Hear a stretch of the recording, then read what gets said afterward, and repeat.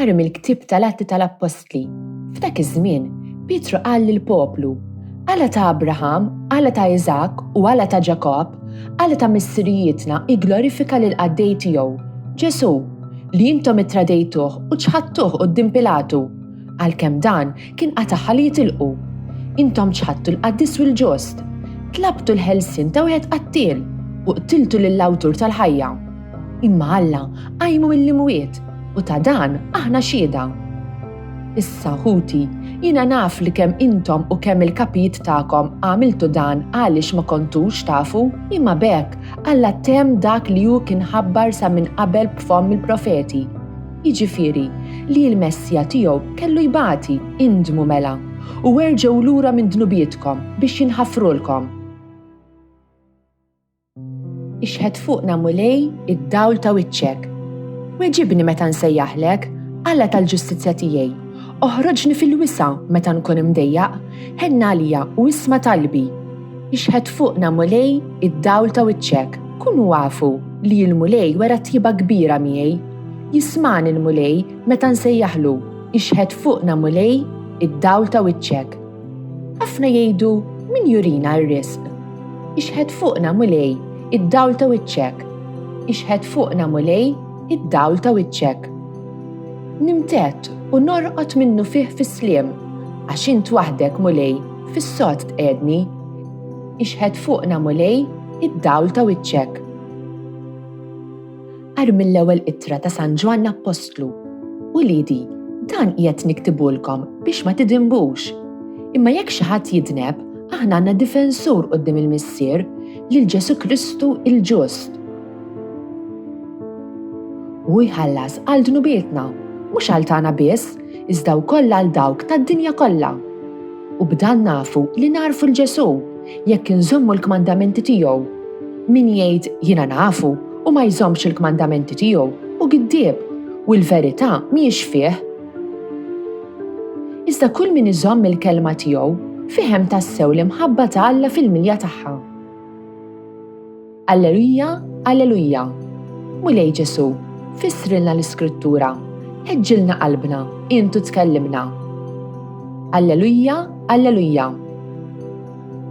Qari mill-Evanġelu skont San Luqa. F'dak iż-żmien, iż-żewġ dixxiepli li reġgħu lura Ġerusalemm minn Emmaus kienu qegħdin itarfu lil-11 u lil dawk li kienu magħhom xi ġralhom fit-triq u kif kienu għarfu lil Ġesu fil-qsim tal-ħobs. Kif kienu għadhom jitkellmu, Ġesu nnifsu waqaf nofshom u qalilhom: Islim għalikom.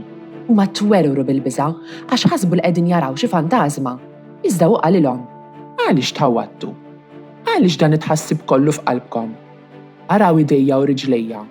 Jiena hu, missuni u ifhmuha li l-Ispirtu m'għandux laħam u għadam bħalma qegħdin taraw li għandi jien.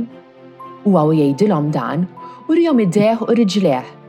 Iżda billi huma fil-fer tagħhom kienu għadhom ma jirdux jemmnu u baqgħu mistaġba, qalilhom: Għandkom xi ħaġa tal-ikel hawn? Huma resqulu qudiemu biċċaħuta mixxuja u ħada u kiela qudiemhom. Imbagħad qalilhom: Meta kont għadni magħkom qedtilkom dawn il-kelmiet. Jeħtieġ li jseħħ kull ma nkiteb fuqi fil-liġi ta' Mosew, fil-profeti u fis-salmi. Imbagħad fetħilhom moħħhom biex jifhmu l-Iskrittura u qalilhom: Hekk kien miktub li l-Messija jbati u fit-tielet jum iqum mill-imwiet u li l-indiem għal maħfra ta' dnubiet tixxandar f'ismu lill-ġnus kollha.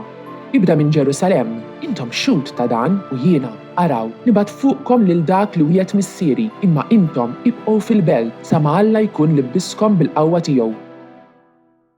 Wasalna fit-tielet ħadd tal-Għid.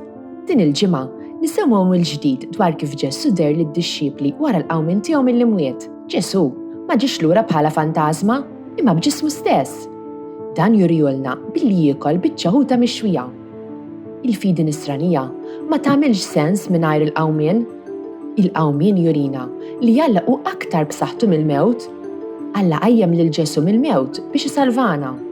M'għandniex għax nibżgħu mill-mewt għax Alla jħobbna u kien lest li jagħti lill-Ibnu stess biex isalvana. Alla jridna ngħixu miegħu għal dejjem u nħobbu għal dejjem.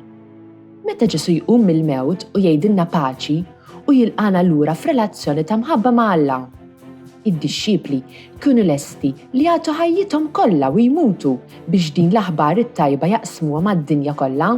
Ħaġa oħra importanti li jurina l-Qawmien li Alla permezz ta' Ġesu ma jsalvax biss ir-ruħ tagħna.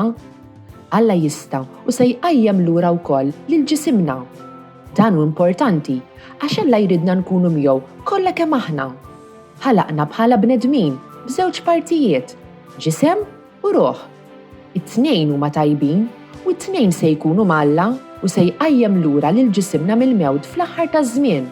L-istess kif ġab lil Ġesu lura bil-Qawmien u dan għad ikun aktar glorjuż minn qabel.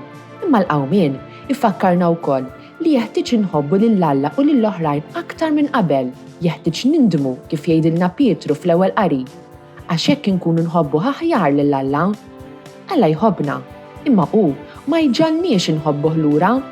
Aħna rridu nkunu li nażlu li nħobbu lilu u lill-oħrajn. Nitolbuh jgħinna biex ngħixu ħajja mimlija mħabba. This Maltese translation was produced in collaboration with the church in Gozo. Don't forget to like, subscribe, and support this channel on Patreon using the link in the description. Thanks for watching!